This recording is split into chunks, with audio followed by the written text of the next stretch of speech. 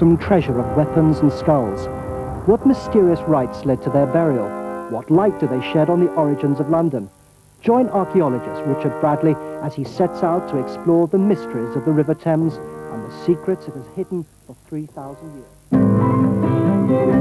Friday night on 1, and Wogan's guests include Shelley Winters and Brigitte Nielsen. Then at 7:45, Renee is still ducking the issue. Oh, look at those little babies. Oh, what does that make you think of? Green peas and stuffing. At 8:10, Trouble in Paradise for Joseph. I'm not a liar or a thief, and I won't say I'm sorry. Take me to jail if you have to. At 9:30, Bangkok Hilton, and the search continues for the elusive Archie Regan. I'm sorry. He checked out. When? About half an hour ago. Where to? The airport. At 10:55, James Taylor, in concert.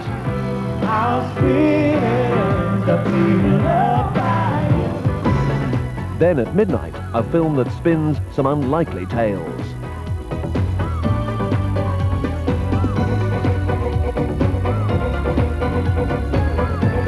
Friday night on 1. Give it a whirl.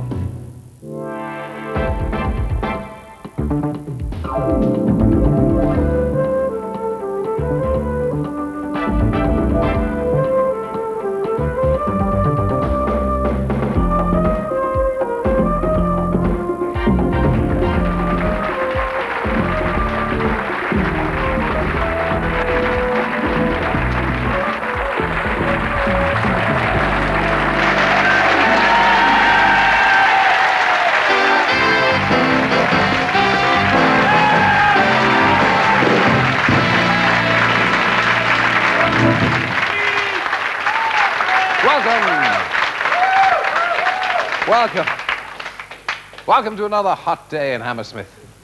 The steam gently rising from our simmering audience. But it's not just the warmth of a tropical shepherd's bush evening. The mercury's been rising here all day. At the prospect of tonight's guests. Sultry, sexy. One might have invented the words, and the other was made for them. Brigitte Nielsen is a lady who's had her share of tabloid attention for the last few years, what with one marriage and another. And she'll be revealing an unsuspected talent later on. First, she's going to sing. First, a great lady of Hollywood, although she always refers to Hollywood as a great place to live if you're in Orange. And she's got stories on everybody, from Brando to Monroe, from Connery to John F. Kennedy. She's got 70 films to her credit as well, and 2 Oscars for The Diary of Anne Frank and A Patch of Blue. This is how she made out in 1966 with one of our better British boys. You remember Alfie? Come on, lady, give us a great big smile. Here you are, sir. Not today, thank you. They won't bite you. I tell you, I don't want my photograph taken. Well, I can't say that I blame you. What about the young lady? And nor does she. Now, how would you know that, sir? What about it? One on your jack. I mean, on your own. All right, I think I will. Vacationing? No. Immigrant? In a way. Married? Sometimes. Now? No, not now. How do you want me? How do I want you? Well, I'll tell you what, I'll have you against the ships. All right, I've always been partial to the Navy.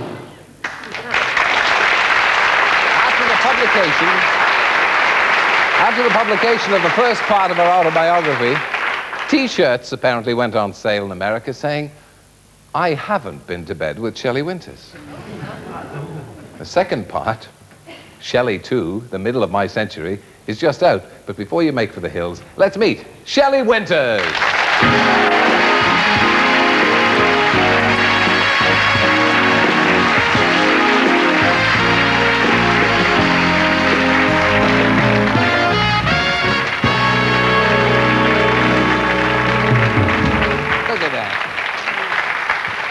We got a cushion for you. That's nice. I mean, as ladies get older and fall down, and if they've used their backs a bit, you need a cushion. You know, the name of the book is different in England than in New York. It's Best of Times, Worst of Times. The middle of my century made me seem too old. Let me look at myself. You're looking terrific. Look at that, ladies and gentlemen. Oh. Yeah. What did you do When? to your back? Oh. I did a film called Poseidon Adventure. I remember you swam underwater. Yes, I did. I tried to drown Gene Hackman. Not really, but sort of. And climbing a tree. One of your directors, Ronald Neame, a wonderful director, wanted me to be 200 pounds. I was supposed to look like Moby Dick, the whale, and I did. And no, you don't know who Moby Dick is here, do you? What? No, they're just a little slow. Moby Dick, we certainly know Moby Dick. Well, anyway, and it was very good, that film, and I got a nomination. Yes, but you did. I think I wrecked my metabolism, gaining weight and losing weight. Quite recently, I got a very bad review in a film I wasn't in. A film with, yes, Robert De Niro did what was that film? He was a boxer. Yes. And they re-released it. What was the name of it? Jake LaMotta. Was this The Raging Bull? The Raging Bull. I always get that mixed up. Throwing, anyway. Yeah. And Vincent Canby in the New York Times said the only thing, he was wonderful, but what I objected to was him gaining so much weight. He did it with as little effect as Shelley Winters does. It's not necessary. That's very hurtful, that is. Yes, it is. It's terrible. Now, you're back with us in Britain, and we'd Don't say back. You're with us again in Britain. Yes. And here you are. Now, you have some happy memories of Britain. Oh, I have lovely memories of England. Did you know Agatha Christie's stories? No. Yeah, I know she's dead. But I've read every one of her books several times, and there's one called At Bertram's Hotel, where she goes to a hotel that hasn't changed in 50 years. And I'm at the Savoy, and nothing's changed. It's like in time, there's a time. In fact, the ceilings are exactly the same. The floors are everything is, I'm in the same suite that I was in during the Festival of Britain. Do you remember the Festival of Britain? No. Only I remember the 1950 about. Yes. Well, was it 51. Good? It was wonderful.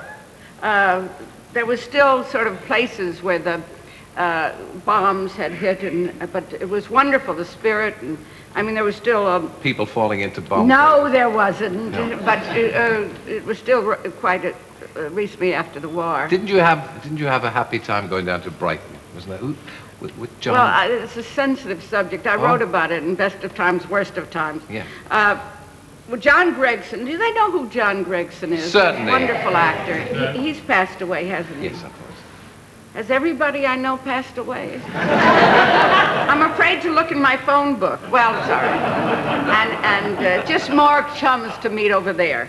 Anyway, we went to Brighton for an infantile paralysis drive to raise money. Do they know that during the war, England developed penicillin? I mean, do you know that? Oh, good. Anyway, they were working on research for infantile paralysis, and we went to Brighton. And he said to me, it's a long drive, so you'd better take a change of clothes. So it was 8 hours going to Brighton from London, and for years I thought it was on the other side of England. You thought London was in the northwest? Yes, and Brighton was in the southeast. For 30 years I thought that. And then I met Laurence Olivier. But why did it take you so long? Because he told me that, and I never looked at a map. And what was he doing on the way to Brighton that took 8 hours? I can't discuss it on television. I see. Anyway, it was a lovely trip.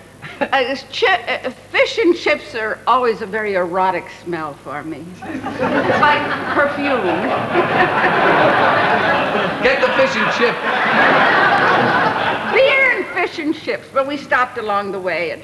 And you met royalty in Brighton? Oh, yes. At Brighton, I was in slacks because we were driving, and I rushed into a room and to change into a wonderful dress, and I fixed my face and put a hat on, and I had my half slip and my bra on, and I was putting on my eyelashes, and I looked into the mirror, and there was Prince Philip. I thought I was in the ladies' room, but I wasn't. Really. And what did he say? Well, I grabbed my dress and turned around and tried to curtsy, but it didn't work. I mean, I had a choice of everything falling down or curtsying, so I chose to stand still. Yeah. He said, do you enjoy working in England, Miss Winters? And I said, yes, sir. I was terrified, and he said, that looks like, the dress I held up in front of me, a Hartnell creation, and I said, yes, it is, sir. And then an older man standing in back of him said, Miss Winters, shall I zip you up? And Prince Philip went into another door, and I got zipped up. Tell me about your Hollywood days, because they first cast you as a sex goddess, didn't they? You didn't like that. Well, I wish they would cast me now as a senior citizen sex goddess. I mean, are there such things? Anyway, no, Marilyn Monroe and I lived together, and we used to exchange bathing suits and, to pose for cheesecake. And I think I was something for a role model for my friend Marilyn. Well, you got on very well together. Yes, and when I cut my hair short, she did. When I got married, she did. When I went to New York to study, she did. Did you exchange boyfriends like bathing suits? Not exactly.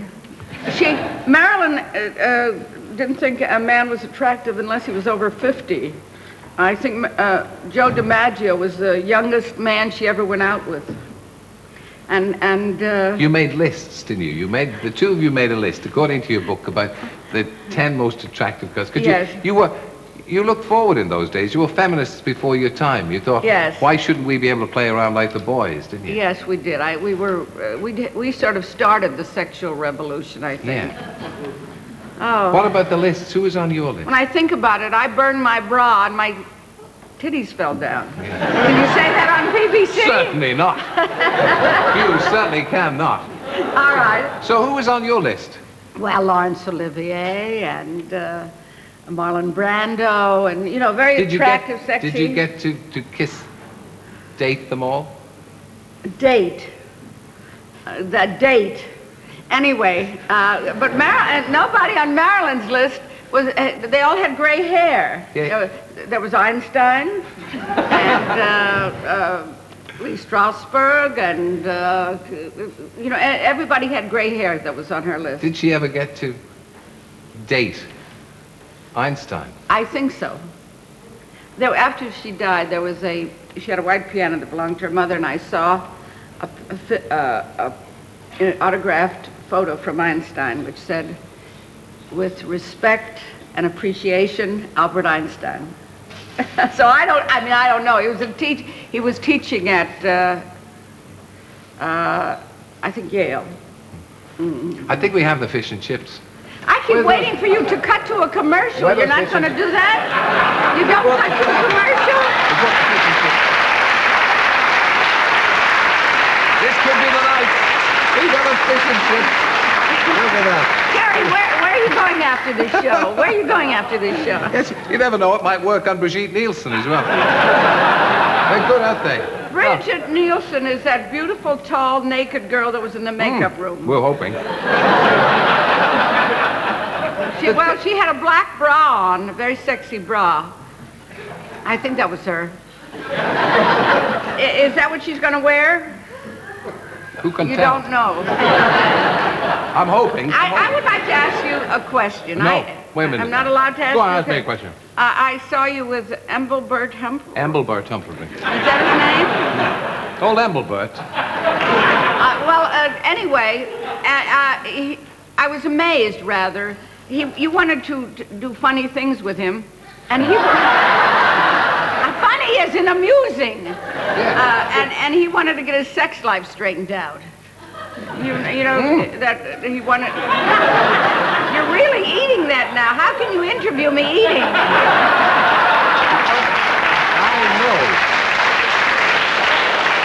I know about you and food.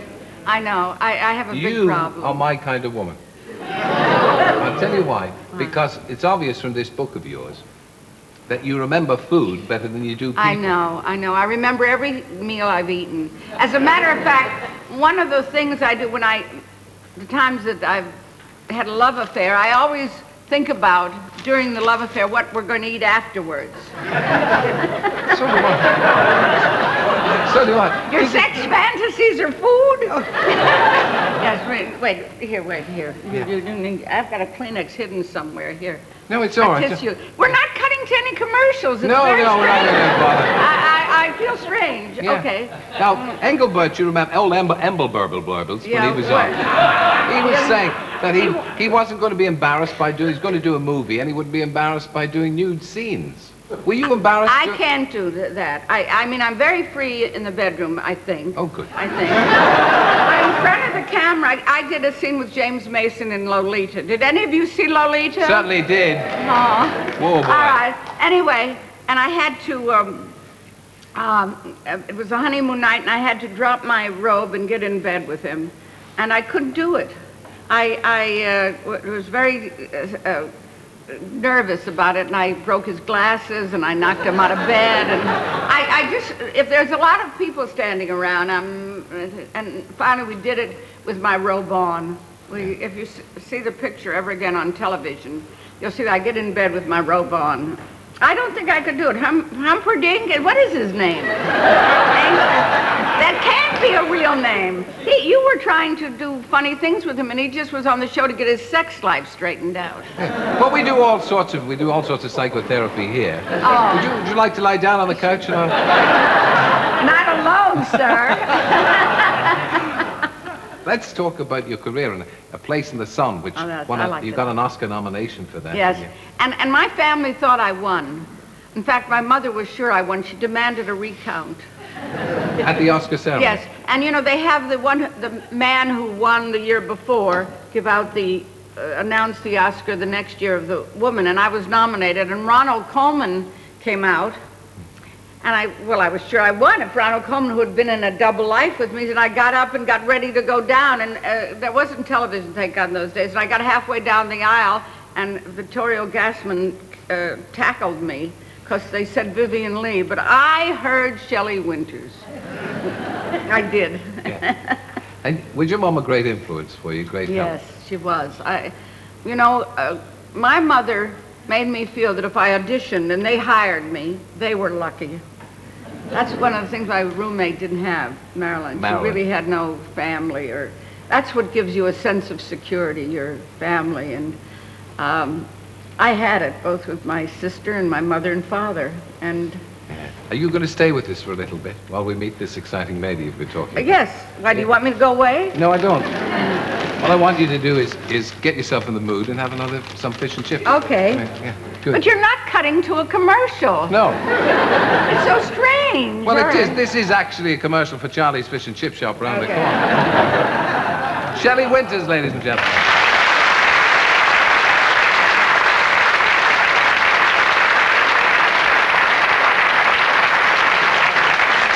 Shelley's going to stay, as she said, to meet my next guest, a lady whose publicity has so far outshone her acting credits. Her physique is familiar to us all, as are her well-documented bust-ups with Rambo and his mother, and her relationships with various hunks of football player and pop singer. Now, the latter influence seems to have rubbed off, for although she has in the past revealed nearly all, she's about to reveal yet another facet. A new single the lady's recorded, Rockin' Like a Radio, Brigitte Nielsen.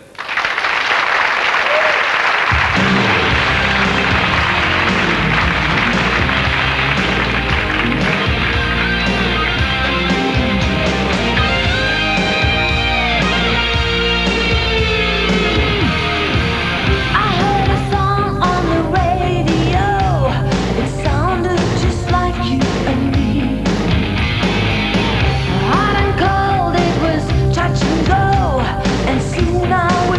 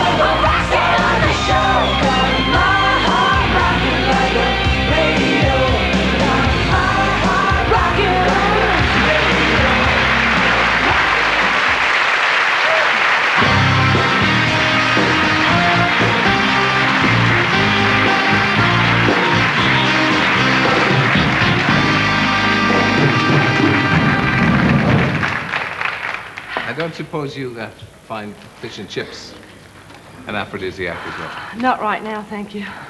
Maybe a little later. Okay. Hold the fish and chips, lads. They may come in useful. First time anybody in Britain's heard you sing. Well, actually, I did a little thing 2 years ago, but Is this your new career? Part of it. Part of a new career. Music. I adore music. I love music, and I've decided that is something that I actually do have to do, and that's what I'm going to carry on. Is it not going well? Actually, that is, believe it or not, it's fashion. Oh, it's fashion in 1990. You see how gorgeous she is? Yes, she is. I mean, and I saw her without all the... Believe it or not, you're going to crumble too. Okay, you got it. I don't think that's quite as fashionable as the pop socks, though, is it? Oh.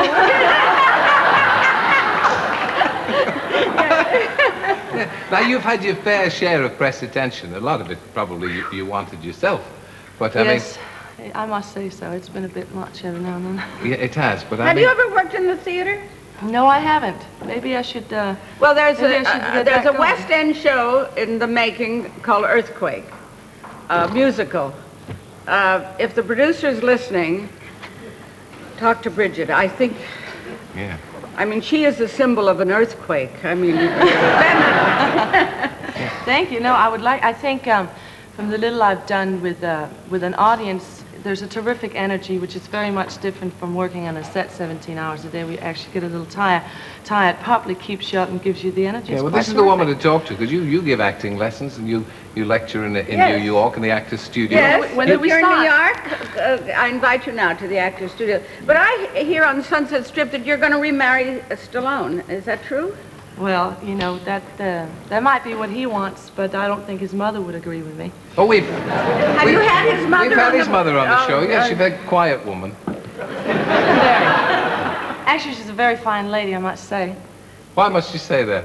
She doesn't Because say But she's that about afraid not to say it. Definitely not, because I think she is maybe the most unique character that you can step into. She has her things and she has her ways, but we all got different tastes and different styles and different ways of expressing ourselves, and so far so good. I didn't quite follow that line of reasoning, but I mean, what went wrong with the marriage with you and Sylvester Stallone? The mother. You think it was the mother? I don't know. No, I actually, it's very tough. I think when two people meet and they actually care for one another, but the lifestyle you live in, with no privacy, bodyguards, tension, it's very difficult. It, in fact, looks very glamorous, but sometimes it's very, very tough. But you don't enjoy a private life, do you? I mean, Actually, your I life's do. I mean, I'm out in the pub. You see me around. I do things, but I spend a lot of time on my own. And in those hours, it's important to me that I can actually lean back and be relaxed and have a good time with the people that I really care But isn't about. that what happened to your last marriage to Mark Gastineau? That I was never married to him. Oh, no, Everybody but thought I was married. I didn't quite hear I go again. But your last relationship, that's what happened to that, because he wanted to make you a housefrau, didn't he? No, it was not just that. I mean, Mark and I, as you know, split up once, and we went back, and I think it's the first time in my life that I've really given anything 2,000%, because we really care for each other. But I like what I do, too. I like music. I like to sing, which should be a part of my life, as well as he's got his sport, and it didn't quite work out that way. So for right now, we're taking a break, actually. Mm. But of course, you did leave your mark on each other, didn't you? We sure did. You got That's a terrible pun. No, but you know what? No, I do want to say something about that. It's, I mean, they tattooed something on each other's bottoms. You didn't. Did you really? Are you going to show it? Let me see. Seriously. Seriously. in the dressing room, darling, a little later. You really tattooed each other's names? Yes, yes. God, if I tattooed all the husbands in love with you, you would be covered. No, I think there's something to say for that. But you must regret that now, for goodness No, sake. no, you see, that's what people What about don't the next man you understand. meet and they see his name Listen, tattooed on we your all- backside? This is how I look at it. Every experience I've had, there's been ups, there's been downs, but I've always taken something with me that I care about. And I remember the night we did the tattoo. I said, my God, if something ever happened, then what? But actually, it was a time in my life that I really appreciate. I had a good time. And every now and then, I look in the mirror and I go like this, and, it's a nice time. Well, those are very short pants. Thank you. And I don't see any tattoos. No, because I haven't covered up a little bit. Oh, I see. How strange. Did you never feel the urge to have some kind of memento? No, never a tattoo. I mean, jewelry, yes. But tattoos, never. Now, who gave you that watch? Mark did. In fact, we gave each other one each. I gave him the same one. We went with the same things. You still seem to have a soft spot in your heart, which you probably haven't for Stallone. I don't know. I mean, it's like when you have a relation, I think we all know, everybody's sitting out there, old, young, whatever they may be, when you walk into a relationship... Be careful what you say. No, but I really believe this. There's always the good times, you know? And I think you should treasure the good times, even if it goes bad, because it'll leave a smile on your face when times are bad. And I don't ever want to forget that. And yeah, we're broken up right now, but I can tell you we had a lot of great times, and I don't ever want to forget it. That's basically it. A lot of hard things said, though, when people break up. You've had that as well. I mean, do you still have a soft spot in your heart for your ex-husbands and lovers? Yes, and especially the father of my child. You have a little baby. Yes. 2 children. I have You have Marcus, 2? who was just born 19 weeks ago. And I have Julian, who just moved to Bristol. He goes to school here in England. He goes, Mommy, 1, 2, 3, 4. And I go, very good, darling. I like how you speak now, and I'm very proud of him. How old is he? 18. 6. He's 6. How dare you? Just an old joke. She was just asking me about in the dressing room how much weight I gained. I asked her, and about my baby, because I went up to 165 pounds, and my baby was born the first week of the 8th month. She was premature. And then she said, how old's your baby? And I said, 37. But you got your figure back very quickly. It's only, what, 4 months? 4.5 months. 4.5 months? Yeah. Do you have to work hard at that, or does it... Yeah, I gained 75 pounds. You could have had triplets. I gained a lot of weight, and actually the first 45 pounds went in the first week, but the rest was hard work. I started running. I walked like 5 miles in the morning. I ran 3 miles at night, and slowly, you know, get your body 8 miles together. a day? I don't walk 8 miles a week. I mean, I didn't when I was size... Do you have any advice to offer? Not just about acting, what? but about being a glamour girl, about being typed as a I'll sex tell you, goddess. yes. The glamour girl thing, obviously you have great charisma, and you love acting, obviously. And the glamour girl image gets to a point where you feel used, you know, and you can't help it. I room with Marilyn, and in some ways you remind me of, you're tougher, but the kind of a physical thing. And about 3 feet taller as well. Yes, that's true. And Marilyn was taller inside.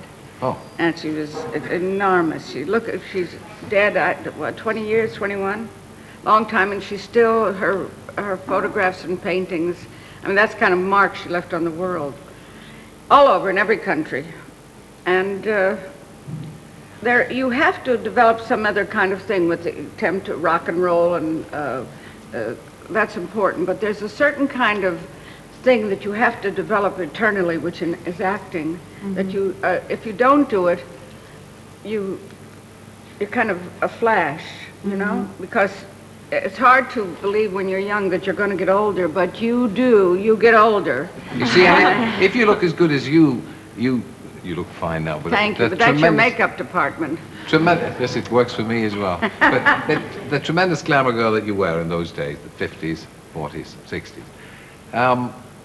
And it's a point worth making, I think, to Brigitte as well, that you can get typed, can't you? That people eventually won't take you seriously, and won't give you any kind of roles. I mean, you're fairly intelligent, and so is Sly Stallone. I don't know what happened. I mean, it seems strange. Yes, it is. I mean, knowing him, and he's very bright, very funny. I don't know if you've ever had him on the show. He was too small. What? Too small for Brigitte. No. Short? Yeah. Oh, I don't think so. Actually, he's a brilliant person. He's very intelligent. He's very intellectual. He's very satisfying, mind-wise. I mean, he's got a lot going on. That's a terrible thing to say. No, it's actually it's a compliment. He is, because a lot of people think he's stupid and he's not. No, they do that because if they mistake the films. The characters, yeah, but everybody. How many Rocky or directors? Rambo. How many actors or writers and directors and producers as he is? I mean, when you look at Rocky, I did a film not so long ago that he was an extra in New York. It was called Next Stop Greenwich Village. And in a very short space of time, he's a legend worldwide. And I don't know, didn't you do more interesting work? Well, how does one explain chemical things? I mean, what could you discuss with Mark? Excuse me, football. I have to say, this is Mark Gastineau, not. who's an American footballer. But you see, I think they're both tied to their characters on screen, one as a football player and one as Rocky or Rambo, like, yo, I love you, you know? And they don't understand that there's a lot more things going on in a life than just that. But that's what people pay for, that's what people love. They pretty much don't want to see anything else than that. So when you get typecast, it can be very tough to get out of it, because people love to hate you. Yes, but you're not helping your cause if you want to be taken seriously, you see. Why don't you study act now that you're free of one? Was it a husband? Was Mark a husband? This is a show. This is a show. This is rock and roll. This is different. I could have walked in here in an evening dress and been all sophisticated and whatever. This is what I feel like doing. That has nothing to do with not being serious. Yeah, but it's a cleavage, for instance. You have a lot of cleavage there. And in fact, I put a safety pin here to be very discreet, actually. Have you done a videotape? Because you move very well. Have you done one? I thought so. I was going to ask you about the cleavage. You couldn't show cleavage in the old days. No, what about that bikini shot we just saw? Yes, but you couldn't show the cleavage in the No, front. they used to paste your dress to your... It was all right to show the sides, but not the middle. I can't explain that. Well, but every night you'd come home and you'd tear off the dress and you were sure you were going to get hair on your chest. Which never happened, I'm happy to admit.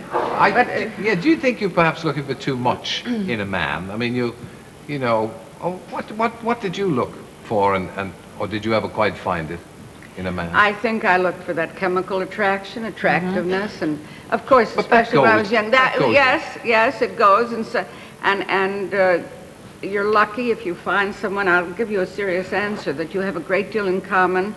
If you laugh in bed, if you make jokes, and you like to be with each other. I'm going to start crying. That's the real measure of marriage. We have such an emphasis on sex, both in America and England. I don't know which one's first. I guess you're pretty kinky in this country, but I don't know which influences which. But you know, someday I'd like to seriously talk to youngsters about that. That goes, you know. At first year of marriage, the first anniversary, you suddenly look at each other and say, what do we have in common? You know, and if you still like to be with each other. Yeah. I mean, have you given it a chance? Have you given your relationships a chance? Because they didn't last very long. Well, I don't know, 2.5 years, 3 years is a long time. That's not long. How long were you married to Sly? 2.5 years. How long did you know each other? 3 years. That's not enough. Yeah, Well, it's not enough. We try. Actually, maybe if we had tried. I think you tried both, a little harder, maybe we still would have been together. I mean, I think so. You both. You know, it's terrible you're to making read me something. say things I don't really understand. But you know, you read things in the paper. That's the terrible thing about being in showbiz. I got a divorce because I read something in Confidential. I swear to God I did. I got so angry, and it's terrible. I mean, that was my third husband. After that, I said, okay, you're 3 strikes, you're out. On the old ball. Well, I think you're right, and with the and publicity you and all that, to it. because you get very frustrated, and you get very angry at one another, and really no one has said anything. And it's a constant game that goes on in the papers. It can be very destructive to a relationship that's having difficulty working out. You're right. I have to tell you a funny story. I think it's funny. I know a girl who looks very much like you. She's an actress, but she's also a crackerjack makeup lady. And she's tall and looks very like you. And she worked on Sly's last movie. Oh. And he was the one he just was doing. And That's she the told one me, they're calling Brigitte Nielsen's twin. because I is read she? about that. Yes. Oh, I didn't know. Well, I didn't know it. Yeah. And she called me up and said, should I tell him I'm a friend of yours? I said, no. I said, well, he keeps looking at me. She had sort of short hair, and I think you ought to re-examine your life. I think it was just the whole way of living and all the people and all the BS. Yeah. Does that mean the same thing in Britain? Yes. All right. That was so tough to deal with. And I think there was a lot of people around Sylvester, there still is, that really don't care about him. And it seemed like it was a constant war. I used to tell him, I said, why don't you just take a look at the people who really cares for you? And don't listen and don't go with what the others say, which was very, very difficult. Very difficult. And it was sad. It really was. Because we did have a good time and we could laugh in bed, you know? That's the most important thing. So, But after the... A damn good chuckle in bed. Afterwards. Not before. No. I would say before and after. How about in the middle? That might be dangerous. Well, you do need a bit of a break. Let me see, when I was... Oh, those were the days. Do you have a top 10 list of men? We were talking about the list that Marilyn and Shelley made when they were young. Do you have a list of men that you find attractive, you'd like to meet? Are you fed up with men? Sometimes. I think you're a bit fed up. Sometimes. No, but you never, I mean, it all depends. I mean, someone can walk into your life and there's a certain chemistry and you immediately open yourself up, and day before you might have said, this is it, I've had it, I'm over it, it's history, I can't stand it anymore. And then this man walks in who no one maybe thinks that I would like, was actually quite interesting, very funny, and later on quite sexy. In the dressing room, she said to me, the only man in her life and she wants in her life is her new little baby boy. Perhaps she'd be, in a sense, like Marilyn, who wanted older men. Somebody, she didn't want anybody on the... Maybe you need an older man, do you? In fact, I've got to tell you something now that we're at it. You know, I heard a lot of things about you. You walk into the dressing room, and I just about fell off my chair. You're gorgeous. Younger. He is attractive, isn't he? He's gorgeous. No, attractive is a bit weak. You've been damning with faint praise. Well, when I saw you with Humblebird Humperdinck. Humblebird Humperdinck. I mean, he's got the reputation for being so sexy. And I came in a little late, and I wasn't sure which one was. Now, listen, stop. We're not here to talk about me. Although I could talk like this for ages. Have you had lots of love affairs in your life? What? Have you had lots of love affairs in your No, life? I've been married 25 years. To the same lady? Yeah. Oh. She's a very tolerant woman.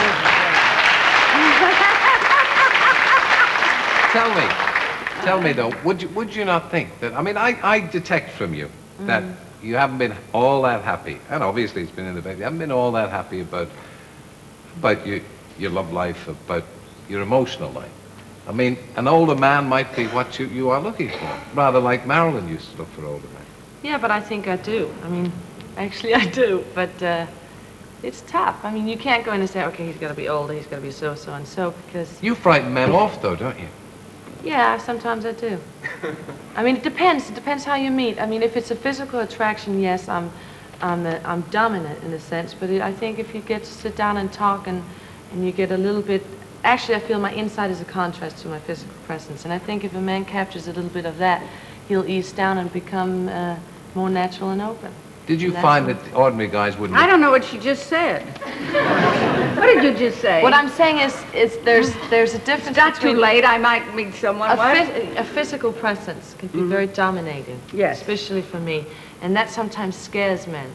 But if you get to sit down and talk and get into one another how you are as people, sometimes it works a lot better.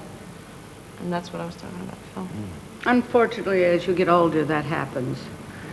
You know that thing when you... You mean an awful lot of talking and nothing else? Well, not quite, but you know when you come in a room and you see someone on the other side of the room... Oh, please. And you know sooner or later you got to, you know? That has happened to me in about 20 years. that you just have eyes for each other. That's... Well, you know, George Bernard Shaw said that sex were the fires that populate or profligate the world. And it's true. It's the strongest. Certainly in Britain, it's the strongest. Oh, in yes. London, We're very strong on sex here. Yes, but the reason is, I mean, if you read Darwin, you know, The Origin of the Species, do you know who Darwin is? Yes, of course. There's never been a television show or a movie about Charles Darwin. Excuse me, you're totally intimidating this audience. You asked them if they knew who invented penicillin earlier. Now you want to know if they know who Darwin is. Well, it's sort of a quiz show I'm doing. But no one has done a film about him. I just got through reading a wonderful book about him, and when I was in school, I studied, you know, natural selection, all those sexy things he wrote, and that's the strongest thing in a human being. But because we have a brain and a soul, we get past that. Not too soon you get past it. I don't know how I'm going to get out of this. No, it's but very. I think it's fascinating what you say, because I absolutely agree. And you have to think about that. You didn't get married to Mark. No. Why? Because I didn't. I was married twice. I got married very young, which was definitely a mistake. We all do that. It was a mistake. And Sylvester, I always laugh when I say it. I don't know. It just I don't know what happened. Something went wrong, and I'm not ready. You know, I want to wait. I'll live with someone and check it out for a while, but Why not be celibate for a while? That's a good idea. I don't know about that. What's wrong with celibacy? It's true. Then you could make a more unbiased judgment. Except, you know, in the 50s and 60s, people didn't live together. In fact, you didn't have a baby. I mean, Luella Parsons killed Ingrid Bergman because she had a baby with Rosalina. I mean, your career would be over. So you got married when you wanted to have children. They don't do that. Now, I don't know that I approve of that. I don't approve of that. It's Oh, thank you. I'm leaving. Well, we don't mean on moral grounds. I think it's necessary. Celibacy. I recommend celibacy for Brigitte.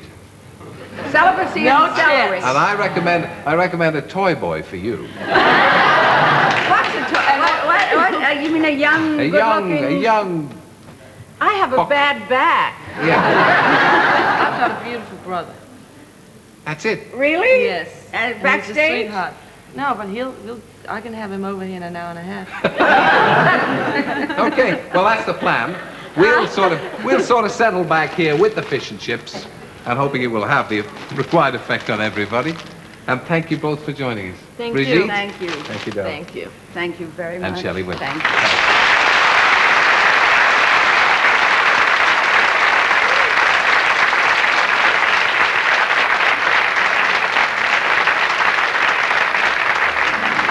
Well, now we've settled the universe, the world, and everything now, and I'm off for a cold shower. Preparatory to girding my loins for the most challenging night of the year, the Eurovision Song Contest. Starts on BBC One tomorrow at 8 o'clock and finishes probably next Wednesday. And if it's all been too much for you and you're away to a darkened room to lie down for the weekend, I'll see you here next Wednesday at 7. Have a happy holiday.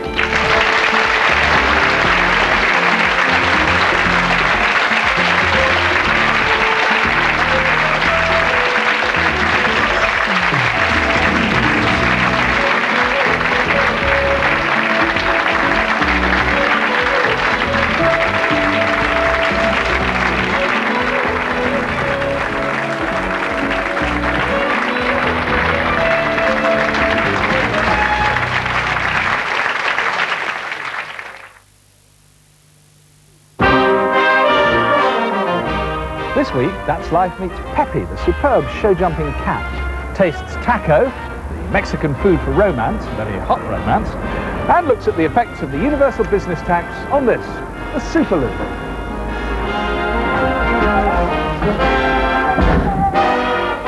Join us on Sunday for That's Life.